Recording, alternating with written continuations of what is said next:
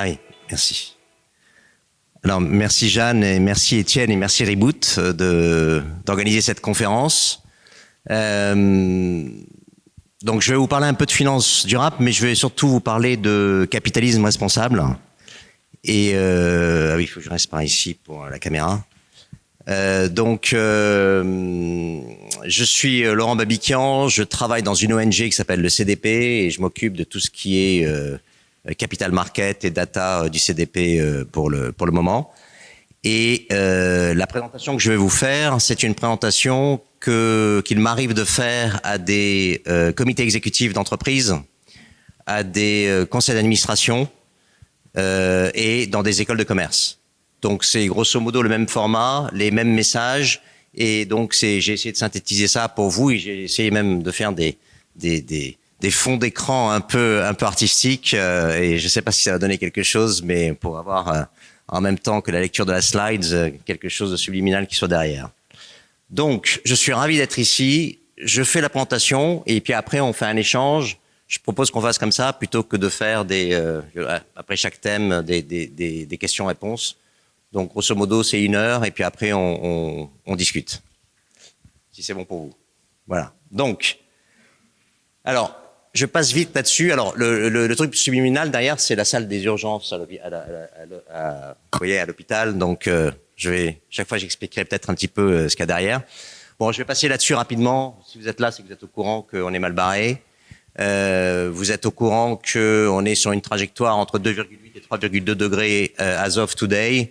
Et qu'au CDP, on a utilisé les CDP Temperature Rating. C'est un outil qu'on a développé.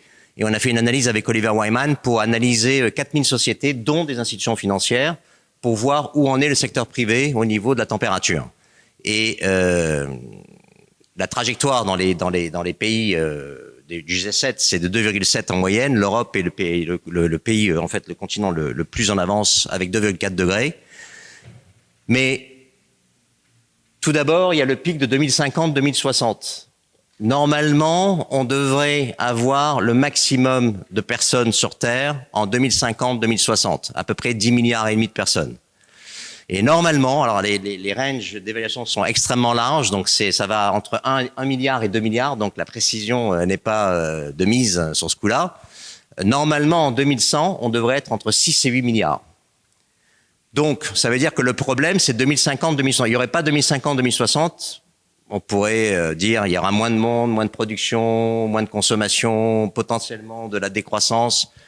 Alors, j'ai pas encore fait mon analyse sur la décroissance. Je suis pas persuadé qu'on soit obligatoirement obligé de passer par là. Mais c'est quand même important, quand on fait une analyse globale, de toujours parler de démographie. Et la démographie, c'est un pic et ensuite ça décroît. Alors, au niveau des températures, vous avez les pays du G7. Là, vous voyez que l'Allemagne est la meilleure température. On a analysé 319 sociétés en Allemagne, 215 en Italie, 352 en France et ainsi de suite. Et l'Allemagne et l'Italie sont à 2,2 degrés, la France est à 2,3 degrés. Ce sont des projections d'objectifs de réduction d'émissions. Je fais attention parce qu'il y a des pieds partout, peut-être pas que je bouge trop. Et on se rend compte qu'en fait, plus un pays a des sociétés qui sont couvertes par les Science-Based Targets, donc j'expliquerai tout à l'heure rapidement ce que c'est, plus basse est la température.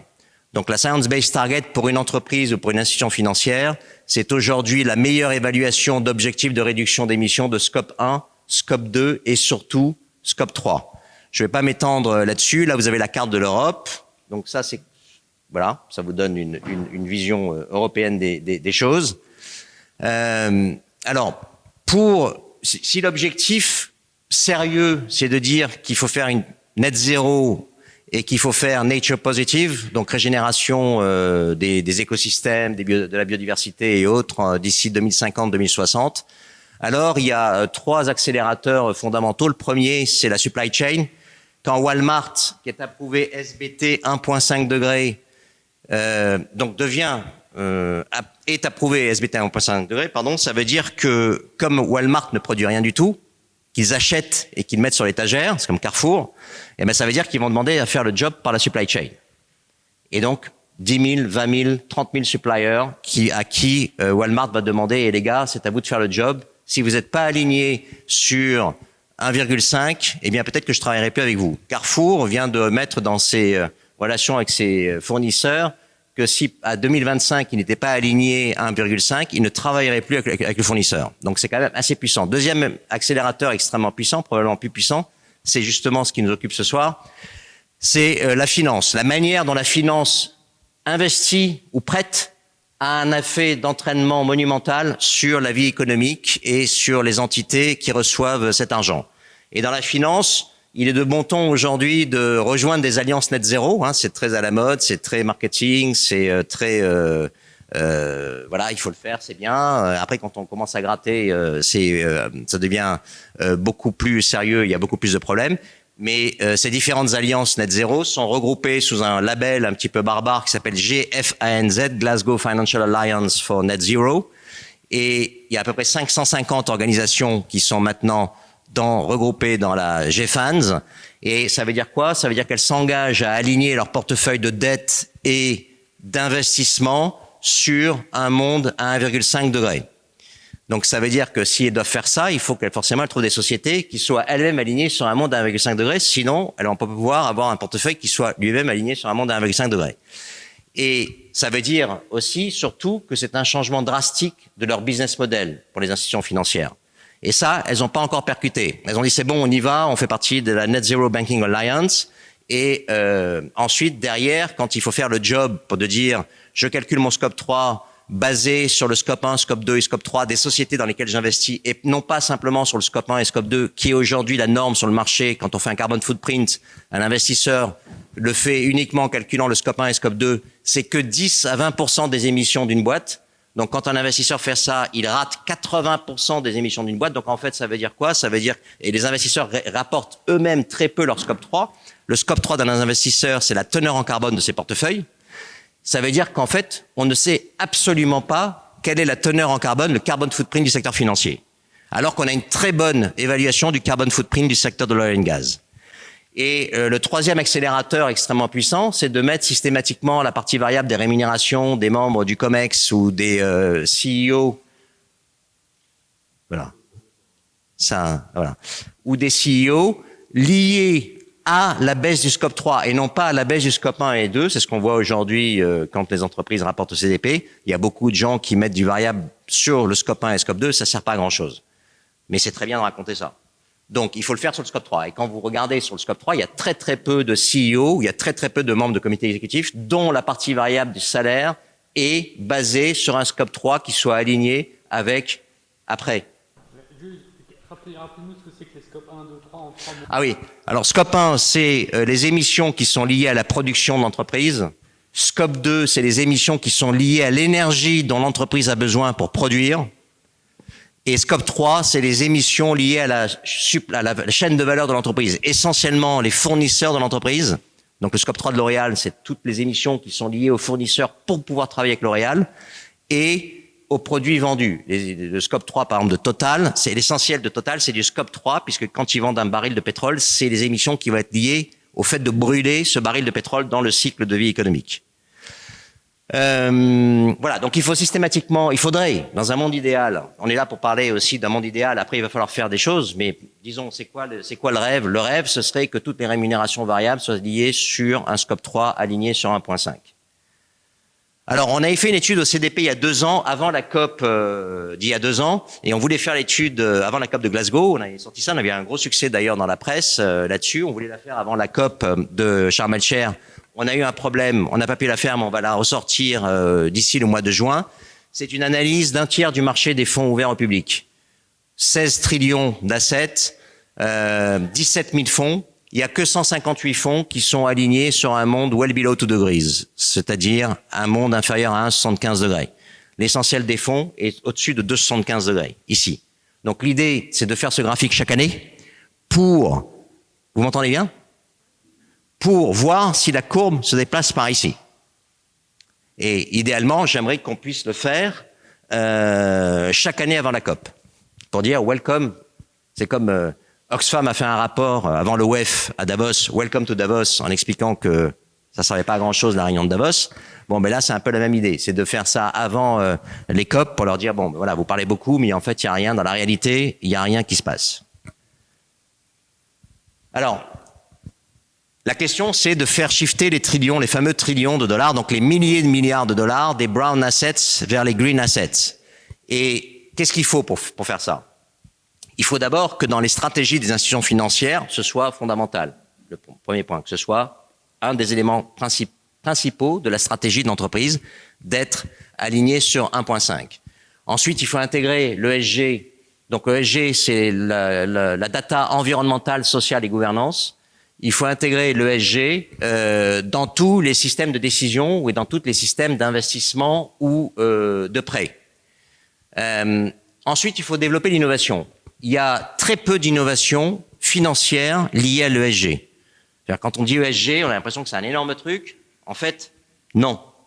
En fait, quand on fait un prêt à taux variable lié sur des KPIs ESG, c'est le maximum de l'innovation. C'est ce qu'on appelle des Sustainability Linked Loans, je vous en parlais tout à l'heure. C'est le maximum.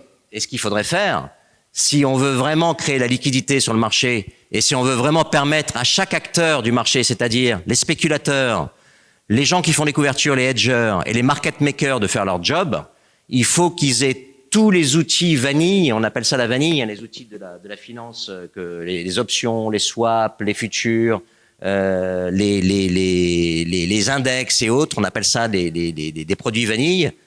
Je sais pas pourquoi, donc voilà. Ça, c'est la finance normale.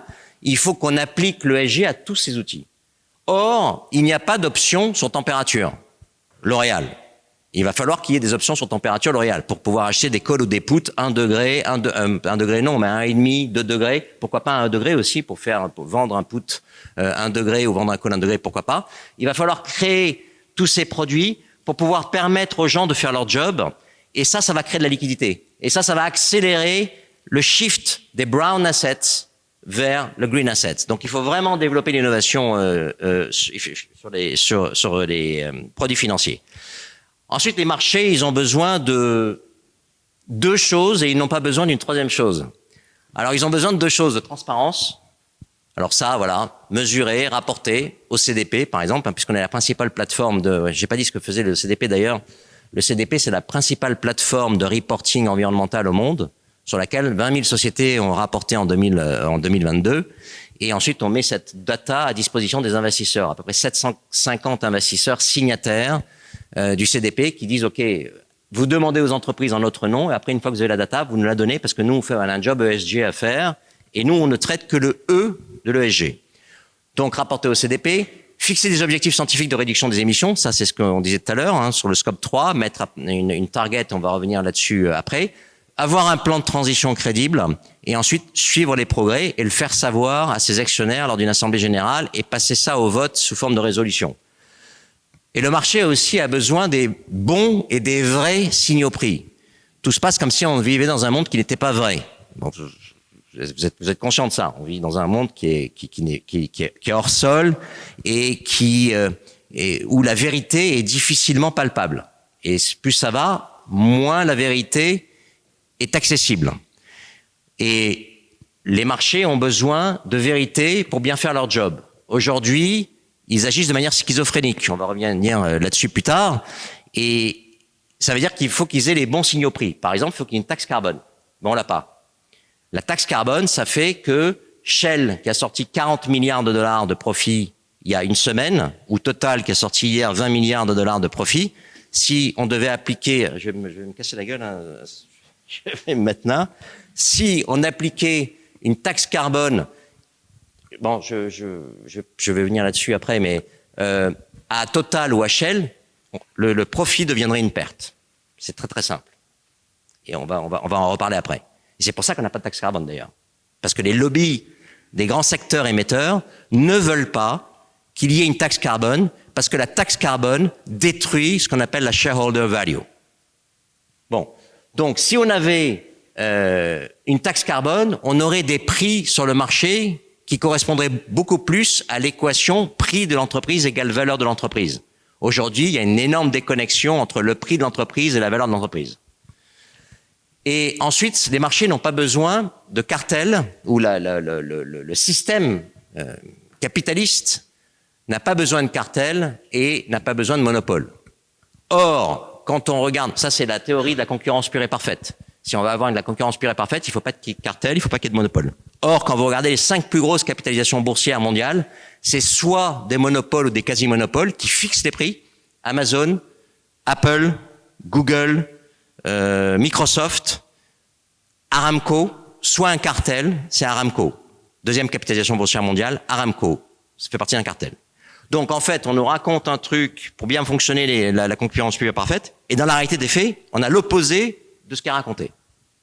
Donc, le but de cette session, c'est d'essayer d'expliquer, de tenter en tout cas d'apporter ma vision, d'expliquer ce qui se passe en haut de la pyramide. Parce que nous, on est en bas, on est dans le guidon, on bosse, on revient, tout ça, et après, on ne sait pas ce qu'il y a en haut. Et en haut, il se passe beaucoup de choses. Et il y a des gens qui savent ce qui se passe beaucoup de choses. Et plus on comprendra ce qui se passe en haut, plus on sera capable d'essayer de changer ce qui se passe en haut. Parce que ce qui se passe en haut n'est pas bien et n'est pas éthique. Je reviendrai là-dessus aussi souvent, on manque d'éthique dans la vie des affaires. Alors les science-based targets, donc j'ai dit tout à l'heure, hein, c'est la principale évaluation aujourd'hui d'objectifs de réduction d'émissions des entreprises. Il y a à peu près 2000 sociétés qui ont été agréées SBT. Et or, en Europe, il n'y a que 16% des entreprises cotées qui sont SBT approved. Donc, quand un investisseur dit qu'il veut être net zéro, il faut qu'il construise des portefeuilles net zéro. Alors, non, je reprends.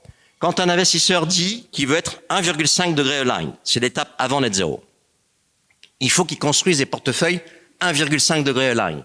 Pour construire des portefeuilles 1,5 degré align, il lui faut des sociétés 1,5 degré align. Il n'y en a que 16%. Alors, ce qui est sûr, c'est que ces 16% vont avoir tout l'argent du monde à des prix extrêmement compétitifs, si elles ont besoin de se financer. Et les gens qui ne prennent pas le train vont avoir un coût du capital qui va monter par rapport à ces gens qui sont en avance sur la vague de la transition. On avait fait une étude il y a 2 ans on avait démontré que dans les portefeuilles de prêts des banques européennes, par rapport aux sociétés européennes, il y avait un gap, il y avait 4 000 milliards d'euros qui disaient qu'ils voulaient être 1,5, mais qui ne pouvaient pas l'être parce qu'il n'y avait pas le nombre d'entreprises nécessaire. Donc il faut augmenter le nombre d'entreprises. C'est pour ça qu'on a créé une coalition avec le CDP qui s'appelle la SBT Campaign, où on pool des investisseurs pour que les investisseurs demandent aux entreprises de devenir SBT approved, pour qu'ils puissent avoir plus de sociétés et plus de choix pour faire leur job. Et ensuite, la certification SBT est de plus en plus utilisée dans différents types de produits. Il y a des fonds qui utilisent SBT. Il y a aussi des Sustainability Linked Loans, auxquels donc je reviendrai là-dessus tout à l'heure. Ensuite, ce qui est important, en fait, le combo gagnant, maintenant, dans la réalité, dans la vraie vie, et pour le faire en vérité, ça va être d'avoir des targets alignés à 1.5, encore mieux net zéro, et d'avoir un plan de transition crédible pour expliquer comment l'entreprise ou l'institution financière va réaliser ses targets. Et ça, c'est fondamental. Donc, je ne vais pas développer, il y a 6 ou 8 éléments pour avoir un plan de transition crédible. Donc, ils sont là, je vais pas m'étendre là-dessus. Mais sachez que target plus plan de transition, si c'est effectivement réalisé, et idéalement, c'est ce qu'on appelle le Say on Climate, si c'est présenté aux actionnaires pour être sous forme de résolution, pour être voté par les actionnaires, Say on Climate, alors on commence à rentrer dans des choses extrêmement intéressantes. Et les entreprises qui feront ça, ce sont des entreprises qui auront un avantage concurrentiel de part de marché et probablement de profitabilité non négligeable. Alors, comment concilier à la fois faire du bien à l'environnement, ou à la nature, ou à la biodiversité ou autre, et baisser mon coût du capital?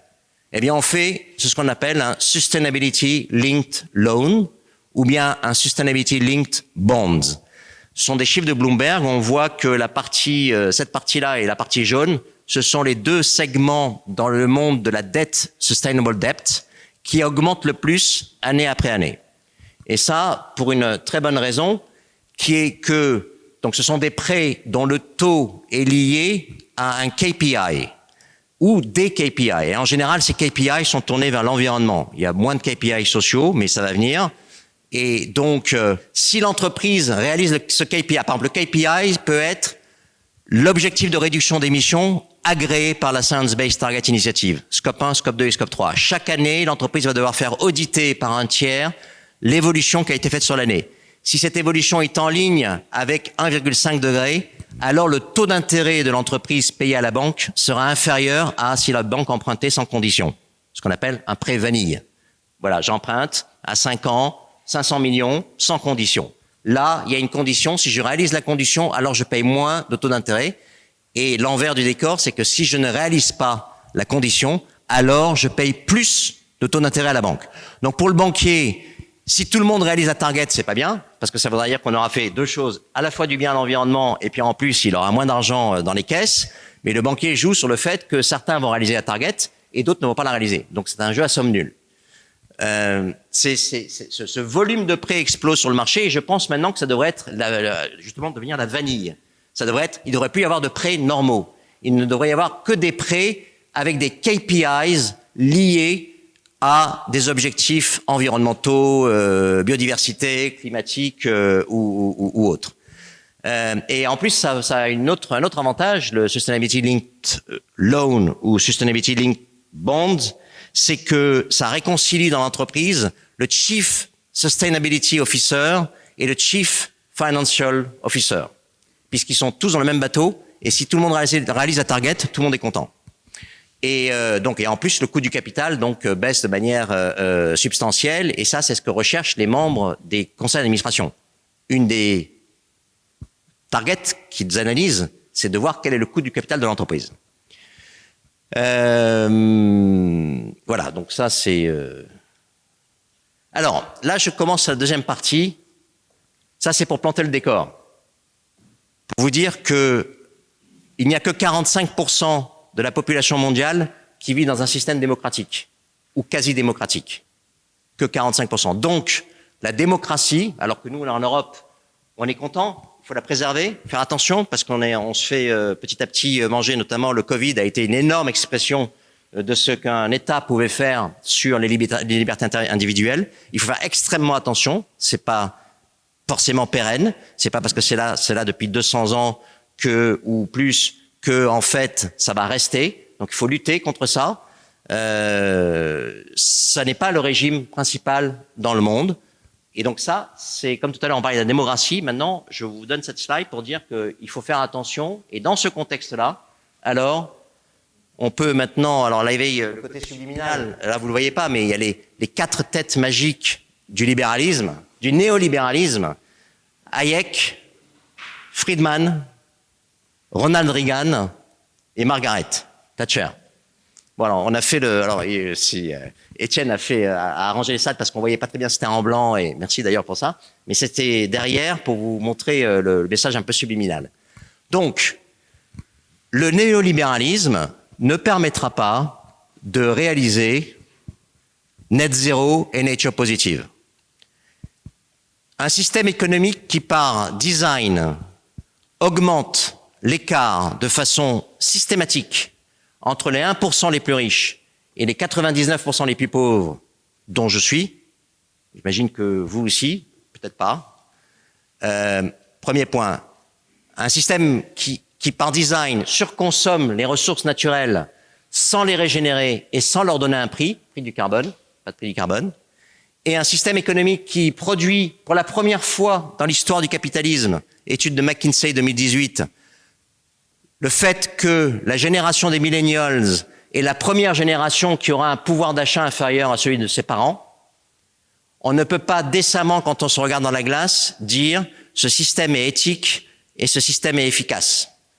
Le capitalisme était censé tirer tout le monde. Quand le patron montait, alors je suis, juste une parenthèse, je suis un libéral et je suis pour l'entrepreneurship. Donc, les messages que je donne, c'est pas droite-gauche. Pour moi, c'est totalement fini, ces histoires de droite-gauche. C'est maintenant apporter, ce qu'on disait tout à l'heure, de la vérité et de l'éthique dans la vie des affaires. C'est des choses extrêmement basiques. Donc, on ne peut pas considérer que c'est un système efficace. Et on doit dire que maintenant, le système quand le patron gagnait, les gens du bas gagnaient aussi, ne marche plus. Alors, il y a plusieurs raisons à ça, on va rentrer un peu plus tard dans le détail, mais déjà, le premier point, c'est que notre théorie économique est basée sur deux postulats qui sont faux. Que la nature est gratuite et que ses ressources sont illimitées. Or, tous nos modèles économiques sont basés là-dessus et tous nos indicateurs macroéconomiques sont basés là-dessus. Donc, on a des indicateurs macroéconomiques aujourd'hui qui ne reflètent plus du tout notre réalité. Et c'est un problème. Parce que quand on a un décideur ou une décideuse, ça c'est la parité, donc décideur ou une décideuse, on ne peut pas prendre des décisions en absence de connaissance de cause. Et c'est ce qui se passe aujourd'hui. On prend très probablement aujourd'hui des décisions en absence de connaissance de cause. Et ça peut être extrêmement dangereux. Et il devient urgent de faire plusieurs choses, et notamment de commencer par l'équation qui est en haut de la pyramide, qui est une équation délétère, mortifère, moribonde, qui régit notre vie économique de tous les jours, qui est l'équation, alors c'est pas une équation, c'est une maxime de Milton Friedman, qui disait à l'époque que l'unique raison d'être ou l'unique mission d'une entreprise, c'est de créer de la valeur pour ses actionnaires, point, au détriment de tous les autres stakeholders. Ça, je pense que maintenant, on commence à voir, et c'est pour ça qu'on a tant de problèmes sociaux, géopolitiques, économiques, il y a des problèmes partout, il n'y a pas une seule bonne nouvelle aujourd'hui, on est vraiment dans un système de... Moi j'ai 54 ans, je n'ai jamais vu une période de ma vie où rien n'allait comme ça. Voilà, il y a tout qui se... Il y a une confusion de tout, une convergence de tout, et je pense qu'on est en train de voir la coque du bateau craquer dans tous les sens. Je pense qu'on est en train de voir les 10 dernières années d'un système qui va disparaître petit à petit, et tout le monde tire la couverture à soi. On voit l'histoire des retraites, il suffirait de monter un peu, de faire de la redistribution par de la taxation, de la fiscalité. On n'utilise pas du tout l'arme fiscale pour parler de 10 milliards, 20 milliards. C'est tellement grotesque, alors qu'on produit des dettes de manière illimitée. On reviendra là-dessus. C'est tellement grotesque que moi, quand je vois ça, c'est pas possible que les gens ne comprennent pas. Ce serait très simple à régler, très simple à régler. Donc, il faut reprocesser notre théorie économique pour qu'on puisse accoucher d'indicateurs macroéconomiques qui reflètent réellement notre réalité. Donc, on prend souvent l'exemple du PIB, on va revenir là-dessus. L'inflation est très mal calculée, elle ne reflète pas du tout le coût de la vie, puisque dans l'inflation en France, 14% du panier de l'inflation est représenté par les loyers, l'eau, l'énergie, énergie et chauffage. 14%. Or, probablement, quand on est en bas de la pyramide, quand on commence le mois, c'est probablement 30% qui part dans ces dépenses-là. Donc, il faudrait adapter. L'inflation n'est pas la même quand on est en haut, on s'en fout, mais quand on est en bas. L'inflation ressentie.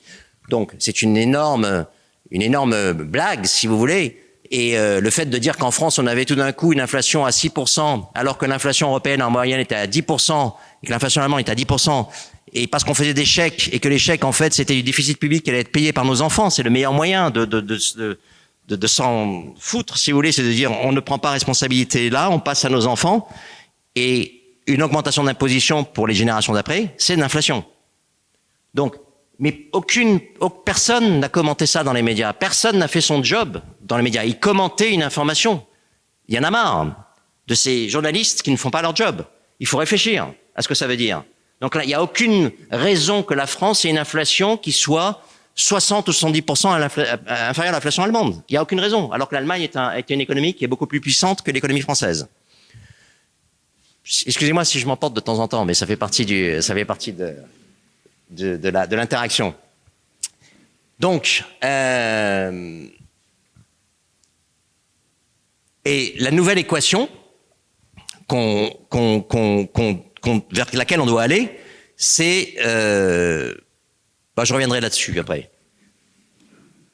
Voilà. Alors, je continue. Il faut donner un coup aux externalités négatives. On parlait le marché peut très bien faire son job. Il le fait très mal aujourd'hui.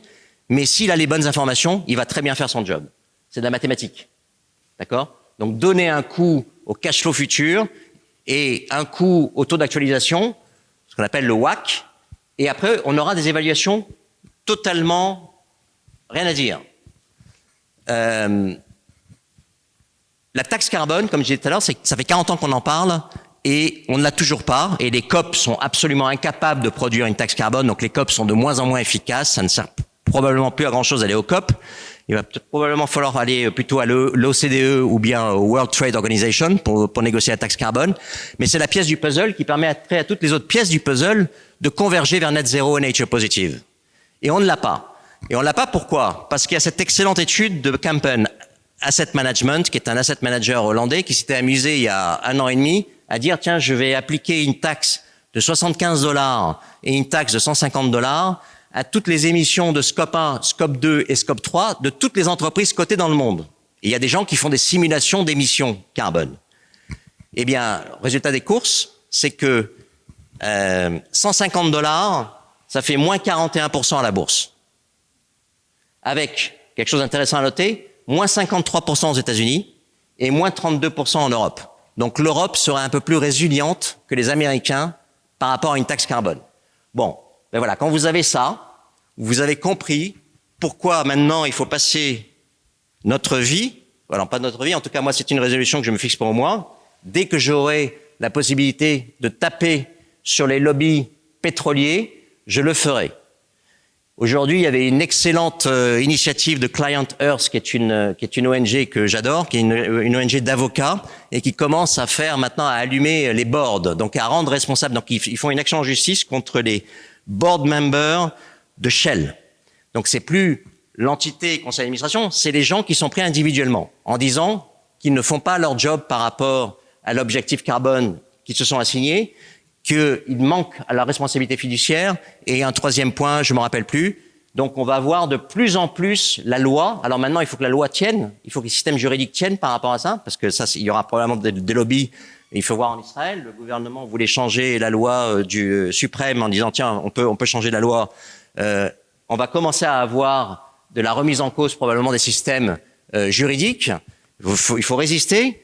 Mais quand on voit ça, on comprend pourquoi on n'a pas de taxe carbone.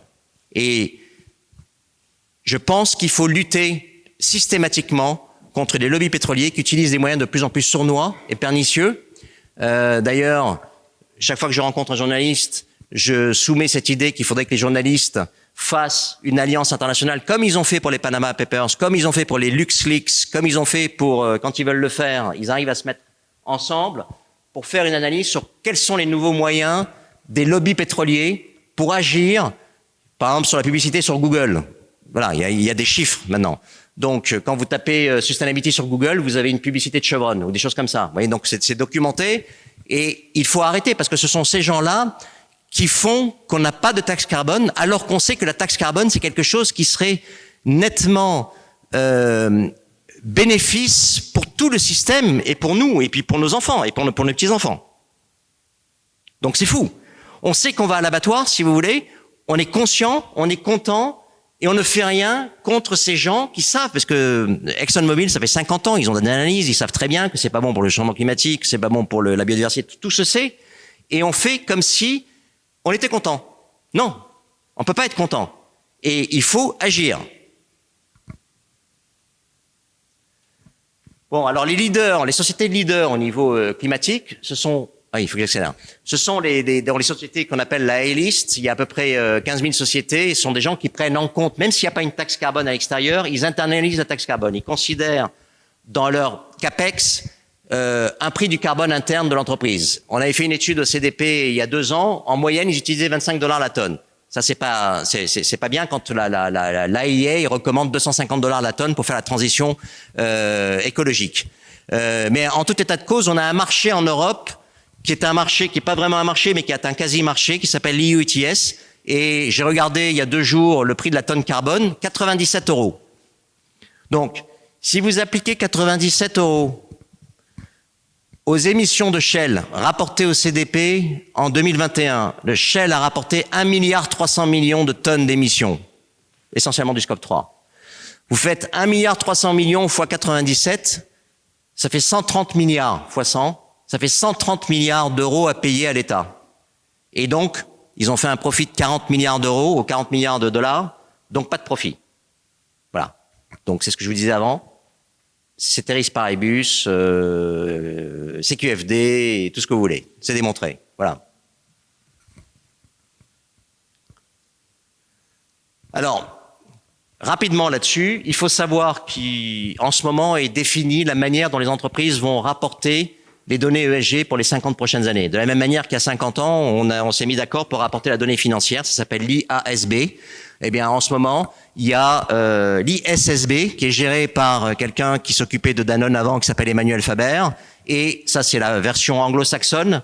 Et il y a l'Europe à travers les FRAG qui a une approche européenne qui s'appelle l'ESRS. Donc, c'est comment les entreprises vont rapporter, et les institutions financières vont rapporter les données ESG qui vont devoir être auditées et tout ça pour pouvoir faire des analyses ESG. Ça reste dans le marbre, ça va, et ça se joue en ce moment puisque les résultats sont prévus pour juin 2023.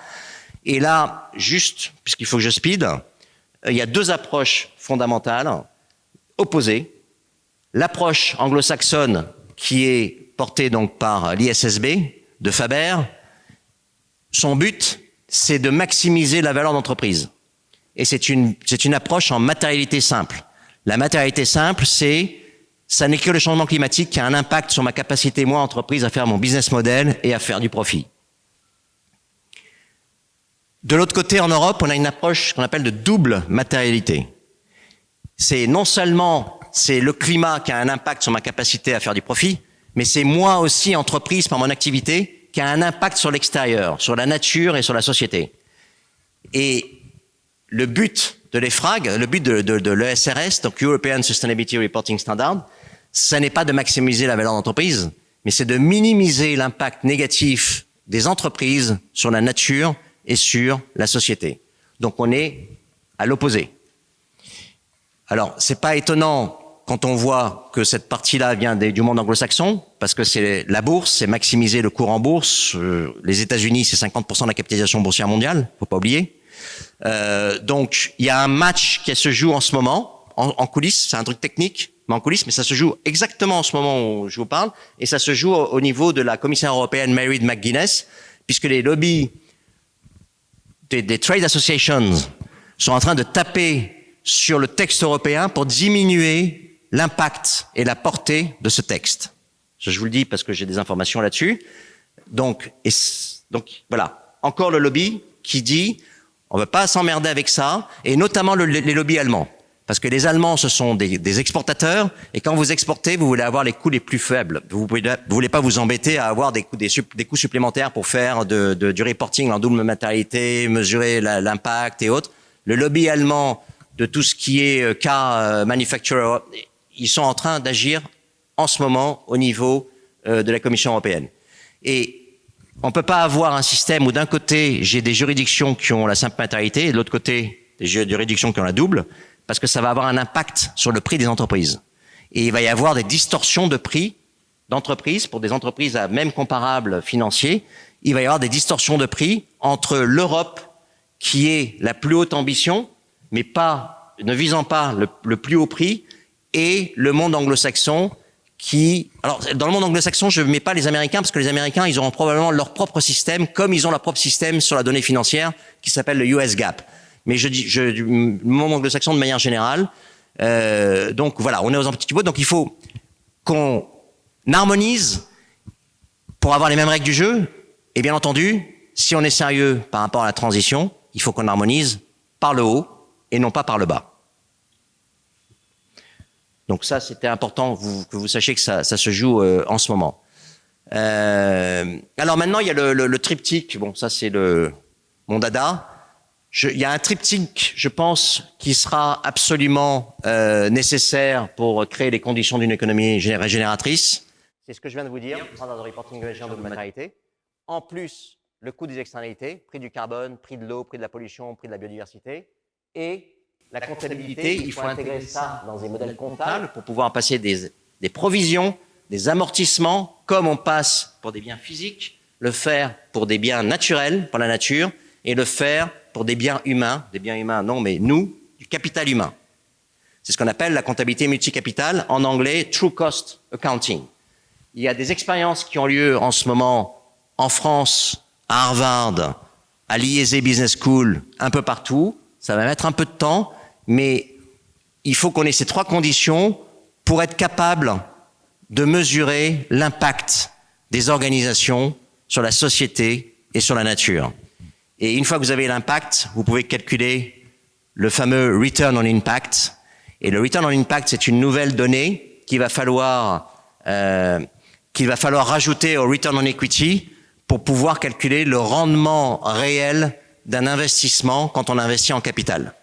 On ne peut plus se contenter de dire j'investis en capital, je demande 12 à 15% le return on equity aujourd'hui. Quand vous allez à la bourse, vous attendez en moyenne entre 12 à 15%. On ne peut plus se contenter de ça pour calculer la vraie performance d'un investissement si on change effectivement l'équation qui est en haut du système dont on parlait tout à l'heure, maximisation du profit pour un seul stakeholder versus tous les autres. Donc, on va pouvoir mettre en place les différentes briques de la pyramide en dessous. Et il y a quelque chose d'extrêmement intéressant, c'est que le système mutualiste, bancaire mutualiste français, le return on equity est grosso modo 2 fois inférieur. Un crédit mutuel ou bien une caisse d'épargne, le return on equity, c'est entre 5 et 7%. Donc ça permet de financer des choses qui sont peut-être moins ambitieuses en termes de retour financier, mais qui ont probablement beaucoup plus d'impact sur la nature de la société en mode local. Et donc ça, on voit pas très bien, mais on pourra avoir accès au slide probablement après. Donc c'est important. Et donc ça, si vous avez moins de return on equity financier et que vous avez plus d'impact, quand vous faites la somme des deux, peut-être que vous allez retrouver plus que 12 ou 15% au final. Alors, ce triptyque va permettre de valoriser, donc on parlait des informations prix dont le marché a besoin. Donc ce triptyque va permettre de valoriser à leur vraie valeur les sociétés et d'éviter la folie que nous avons eue pendant le Covid. Parce que pendant le Covid, il y a eu une énorme vague de folie dont les banques centrales ne sont pas responsables puisqu'elles ne sont accountable to anybody, elles n'ont pas de compte à rendre à personne, les banques centrales. Il y a un argent fou qui a été créé. Et c'est très simple, parce que justement, le but de cette réunion, c'est d'essayer de dire ce qui se passe en haut, et il se passe des choses, et on peut l'expliquer de manière simple. Il y a beaucoup de gens qui cherchent à enfumer en disant c'est trop technique, tout ça. Ça n'est pas trop technique. Pendant le Covid, pour financer les problèmes de chômage partiel et autres, l'État a fait du déficit public. En moyenne, 10 points de PIB, en plus de la norme. Ce déficit public a été financé par de la dette publique. En France, par des OAT. Et les OAT ont été achetés par les banques. Après, elles se sont revendues le jeu du marché. Et en bout de compte, les banques sont allées revendre ces OAT à la Banque Centrale Européenne qui avait annoncé à tout le monde, c'est open bar, venez, je rachèterai tout ce que vous me proposez. En Europe, on n'a pas eu d'action. La Fed aux États-Unis a racheté des actions de sociétés privées. On n'avait jamais vu ça. Donc, quand la Banque centrale met 1 euro de monnaie centrale, on appelle ça la monnaie centrale dans le système, en bout de course, en moyenne, cet euro devient entre 5 et 10 euros par le jeu du coefficient de multiplication monétaire, par le jeu de circulation de la monnaie. En bout de course, on est entre 5 à 10 fois l'euro qui a été mis. Résultat des courses, les banques centrales ont toutes fait ça dans les pays développés, ont toutes fait ça. Banque d'Angleterre, BCB et Banque américaine. Résultat des courses, on estime qu'il y a 14 000 milliards de dollars d'argent frais qui a été créé pour soi-disant résorber la crise Covid, mais qui n'est malheureusement pas allé dans du PIB. Ça n'a pas créé du PIB, cette histoire. Cette histoire est allée à la bourse. Et c'est là que nous avons vu des choses totalement hallucinantes, qui sont je reviendrai là-dessus, où les portefeuilles des gens qui détiennent les actions, moi j'en suis, donc, et j'aurais été content de payer une taxe supplémentaire là-dessus, je vais revenir là-dessus. Les études ont été faites aux États-Unis sur les milliardaires américains, ils ont augmenté leur fortune entre mars 2020 et août 2021 de 55% en restant assis dans un Chesterfield, à fumer un bon cigare et à boire un bon whisky. Pendant ce temps-là, c'était le chaos. Moins 5% de PIB au niveau mondial, tout ça. Les bourses étaient leur plus haut. Et donc, c'est ça qui a permis aux bourses, quand on était à moins 5% de PIB au niveau mondial, c'est ça qui a permis aux bourses américaines d'être à leur plus haut historique. C'est exactement ce qui se passe en ce moment en Angleterre. L'Angleterre, on prévoit, c'est un des très rares pays à faire à une prévision de croissance de moins 0,6% cette année. Le FTSE a fait son plus haut la semaine dernière. Donc, plus ça va mal. Donc, on pourrait même se dire, tiens, si ça degrow comme de folie, si je pousse le trait, on va avoir des valorisations boursières gigantesques. Allons pour la décroissance. Bon, je blague. Mais voilà. Donc, ça a donné quoi? Ça a donné des choses très intéressantes. Ça a donné Apple, qui a valu à son plus haut historique 3100 milliards de dollars de valorisation. À titre de comparaison, le PIB français, c'est 2800 milliards de dollars. Donc Apple valait plus que le PIB français. Et Apple valait plus que toutes les boîtes du CAC 40 réunies. Faut le savoir. Faut le savoir. Alors, encore mieux qu'Apple, c'est Tesla. Tesla, au plus haut, valait 1200 milliards de dollars. Soit 45% de l'ensemble des constructeurs de voitures dans le monde réunis à la bourse. 45% de tout, c'était Tesla, alors que Tesla n'a qu'1% du marché global de la production de voitures et 18% du marché des véhicules électriques, et que BYD est en train d'arriver pour dépasser Tesla. Bon, Tesla a perdu en 2022, donc ça c'était au plus haut, a perdu 800 milliards de dollars de valorisation en 2022. Alors bon, parce qu'il y a le CEO qui fait d'autres trucs et tout ça, et puis parce que je pense que les investisseurs ont commencé à se rendre compte qu'il y avait d'autres personnes qui rentraient sur le marché, que c'était plus la bonanza et que c'était plus tranquille, royal au bar, je suis seul sur le marché et tout ça. 800 milliards. Et la perte de 800 milliards, c'est la somme des valorisations de tous ces logos. C'est totalement fou. Ça a été permis parce que c'était de l'open bar de création monétaire, donc de banques centrales qui ne sont redevables auprès de personne. La gouvernance des banques centrales doit être totalement revue. On leur a donné l'indépendance pour dire qu'il faut être indépendant du pouvoir politique et du pouvoir économique. Maintenant, il va falloir discuter de comment on monitore les boards des banques centrales. Parce qu'on ne peut pas laisser des gens, c'est ce que disait Hayek. Donc Hayek, il a aussi fait des choses bien. Il a dit, dès lors qu'il y aura des hommes et des femmes pour gérer les banques centrales, il y aura de la corruption à un moment donné. Et ça, c'est 14 000 milliards. Si on pousse le trait, c'est une espèce de monumentale corruption qu'il y a eu, puisque personne n'a rien vu, vous n'avez rien vu, mais il y a plein de gens qui ont vu et qui se sont enrichis là-dessus. Or, on n'a pas du tout eu de débat pendant ce temps-là sur, si on a une plus-value qui est liée à la maladie, alors on va donner un peu plus d'argent aux impôts pour pouvoir diminuer le déficit public. Le débat que nous avons maintenant sur les super profits des pétroliers qui disent s'ils font beaucoup de profits parce qu'il y a une guerre, c'est un événement extérieur, et qu'ils gagnent de l'argent et que ça tombe du ciel, alors il faut qu'ils payent une taxe supplémentaire à l'État. On n'a pas du tout eu ce même débat, ce qui est très sain, c'est bien. On n'a pas eu du tout ce même débat sur la personne privée, sur les investisseurs privés. Et ça, au niveau éthique et moral, alors la presse n'en a pas parlé, personne n'en a parlé, ça n'a pas été un sujet, c'est totalement non éthique, à mon sens. Bon, alors la politique monétaire, juste rapidement, de 2007, une année avant la précédente crise, à 2019, une année avant la crise Covid, le volume de l'ensemble des dettes, donc ou de la création monétaire, a été multiplié par 260%, et dans le même temps, le PIB a été multiplié par 66%. En d'autres termes, il faut 4 fois plus de dettes pour créer une unité supplémentaire de PIB. Et plus ça va, plus il va falloir de la dette pour créer une unité supplémentaire de PIB. C'est ce que démontre ce graphique.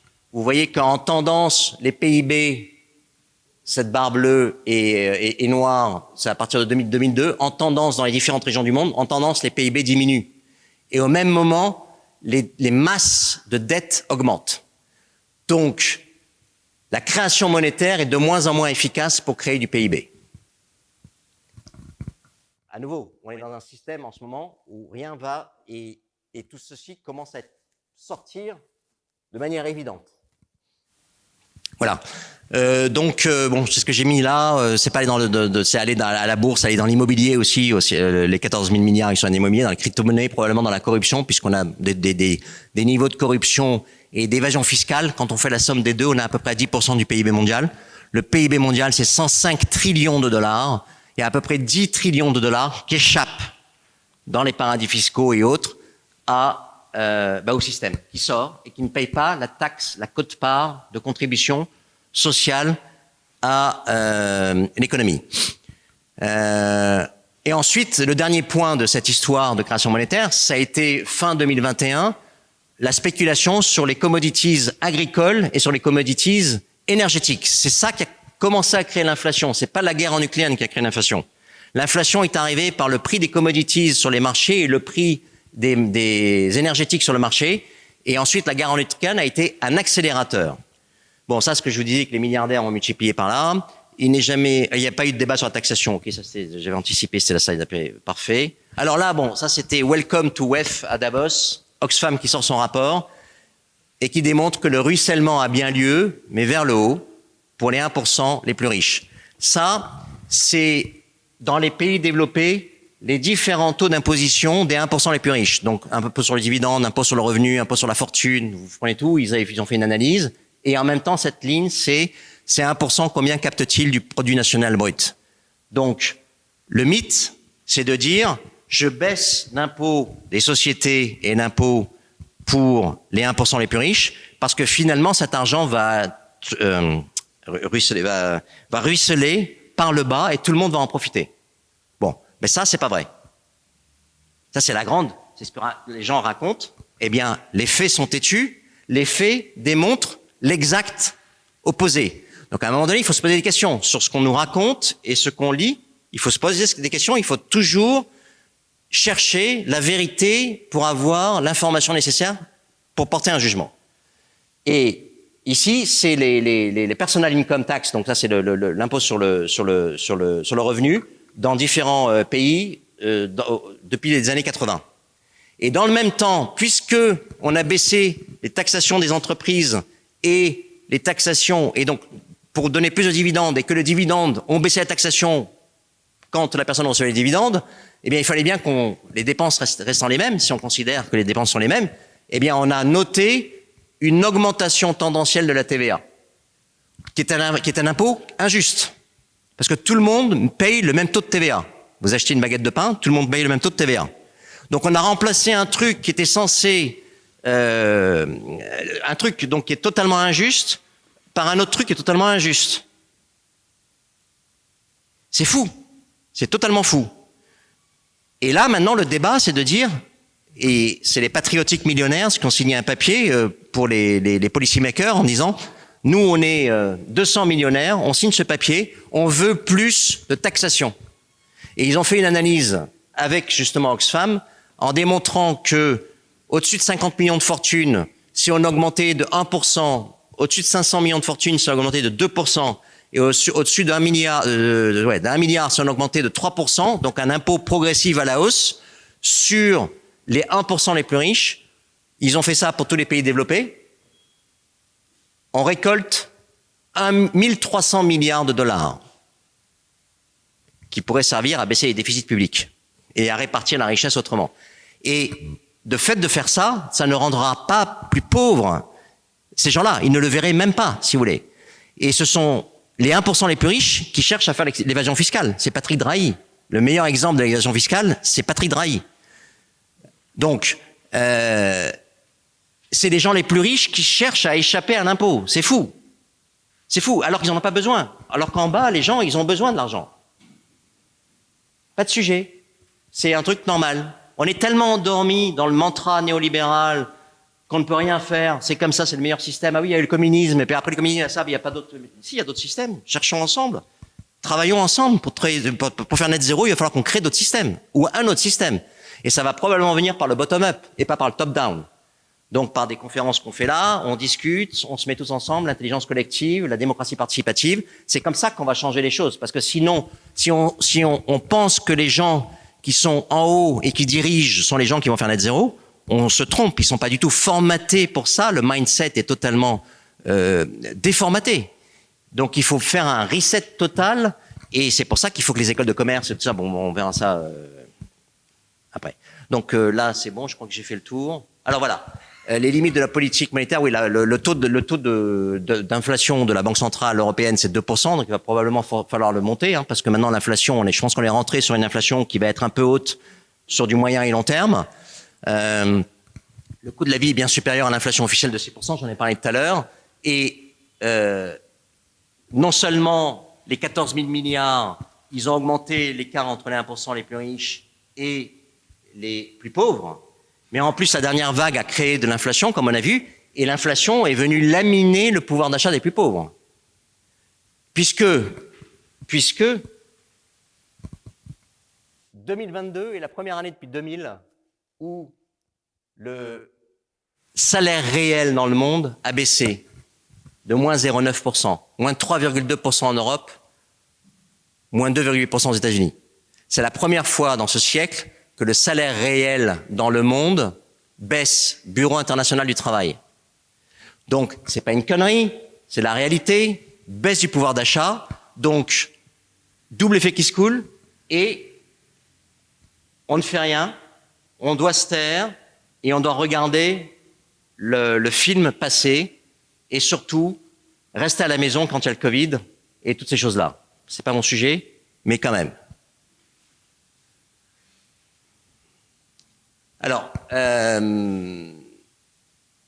oui, donc on est rentré probablement dans une période d'inflation un peu longue, et notamment si on part du principe que la globalisation c'est fini. En tout cas, je forcille le trait, hein, mais le fait, ce qu'on a vu, qu'il y avait des chaînes de supply chain disruptées pendant le Covid et autres, on doit probablement faire plus de relocalisation, on doit pouvoir probablement faire plus de souveraineté et probablement faire plus de local. Si on fait ça et qu'on dit que le principe de spécialisation par pays c'est fini, et qu'on doit faire des masques en France, on doit tout faire en France, des médicaments et tous ces trucs-là de base en France ou en Europe, ça va être inflationniste, parce que les coûts sont supérieurs. Donc, il faudrait probablement que la Banque Centrale Européenne change sa target de 2%, la mette peut-être à 4%, et puis aussi mettre d'autres choses que la target de l'inflation. Il va falloir mettre des choses liées à la transition, justement. Des choses liées à la net zéro économie et des choses comme ça.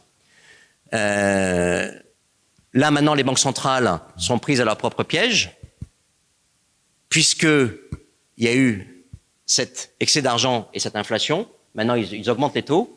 Il va y avoir un impact sur la dette publique de certains pays européens.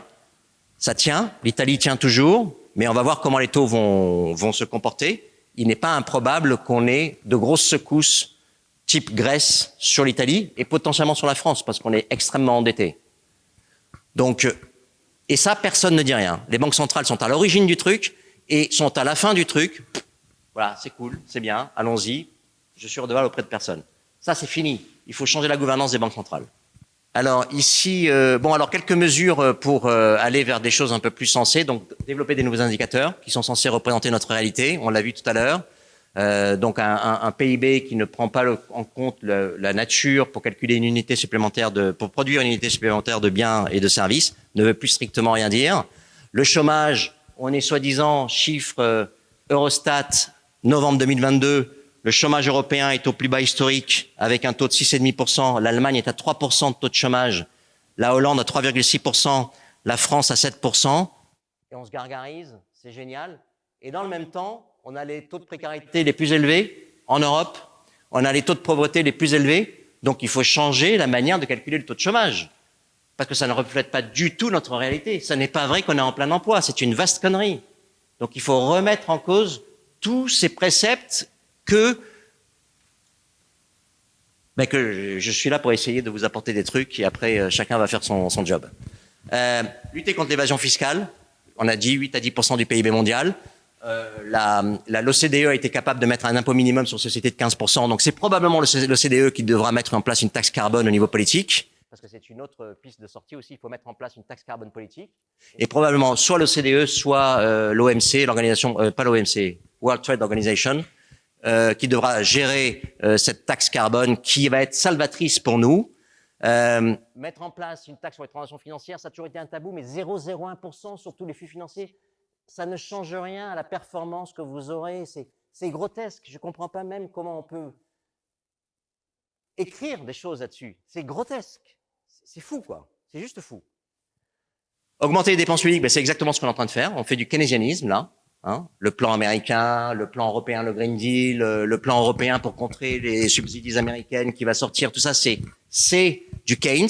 On est à fond dans le Keynes parce que là, ça crée du PIB. On sait que quand l'État dépense, ben ça va dans le PIB, ça va pas aller à la bourse. Donc voilà. Il faut développer l'actionnariat salarié. Et il faut que plus de travailleurs ou d'employés détiennent l'entreprise. Il y a en France, Bouygues, je crois qu'il y a 25 ou 30% du capital de Bouygues qui est détenu par ses propres salariés. Il faut développer l'actionnariat salarié, il faut développer des nouvelles sociétés type capitalistique, les coopératives, les choses qui permettent que tout le monde ait la même part du capital. Et il y a plein de réflexions qui ont lieu. Il y a des choses originales qui se font d'ailleurs, donc avec les entreprises à mission et autres. Les banques, on a vu tout à l'heure que les banques mutualistes ont besoin d'un return on equity inférieur, donc pour financer plus de local et donc plus de return on impact. Ça, c'est fondamental. Différencier les exigences, je ne vais pas rentrer là-dedans. Alors la politique fiscale, voilà, il faut utiliser la politique fiscale. On a fait des désastres avec la politique monétaire, on fait de la politique budgétaire avec Keynes, mais la politique fiscale, on ne touche pas. C'est un gros mot. Si je dois augmenter d'1% l'impôt sur la fortune ou 1% l'impôt sur le dividende, ah non, c'est un gros mot. Ou 2%, c'est un gros mot. On touche pas. Non. Pourquoi on ne touche pas? Il faut toucher. Il faut toucher. Il faut redistribuer. Il faut redistribuer. Il n'y aurait pas eu le Covid, il n'y aurait pas eu cet enrichissement et cet appauvrissement des gens qui sont devenus plus pauvres. Donc il faut réparer ce truc-là. Il y a eu le Covid, ils se sont enrichis. Donc la moindre des choses au niveau éthique, au niveau moral et au niveau de l'intégrité, c'est de dire, je vais redistribuer aux gens qui n'en ont pas bénéficié. C'est normal. Il n'y a pas besoin de suivre la Bible ou la religion musulmane, la religion juive ou de faire du bouddhisme. C'est normal. Je suis un être humain. J'ai des gens avec moi. Voilà. C'est pareil, tout à fait normal. Création des parties variables de salaire créées sur payer les bonus sur le long terme et non pas sur le court terme. Variation variable indexée à la baisse du scope 3, on l'a vu. Raccourcir les chaînes d'approvisionnement, mais ça va avoir un impact, on a vu sur l'inflation. Donc, il faut se servir à nouveau de l'arme fiscale. Un produit français aura une TVA inférieure à un produit chinois. Voilà. Là, il y a la taxe aux frontières carbone qui est en train de se mettre en place. Il va y avoir des éléments de réponse par rapport à ça. Mettre en œuvre une taxe carbone politique, ça c'est la pièce fondamentale. Voilà. Il faut, dans vos discussions, il faut que vous ameniez ça. Allez, il faut une taxe carbone politique. On ne peut pas, c'est le seul truc parce que on a vu pourquoi. Donc, il faut se battre pour ça. Il faut une taxe carbone. Voilà. On peut pas être dans une prison avec des gens qui savent ce que ça va faire pour l'essentiel de la population et des petits-enfants que nous allons avoir, où on est comme si on était dans une prison dont on ne pourrait pas se défaire. C'est faux. On peut se défaire. On peut partir de la prison. Et il faut arrêter les mythes qu'on nous raconte toute la journée pour nous endormir.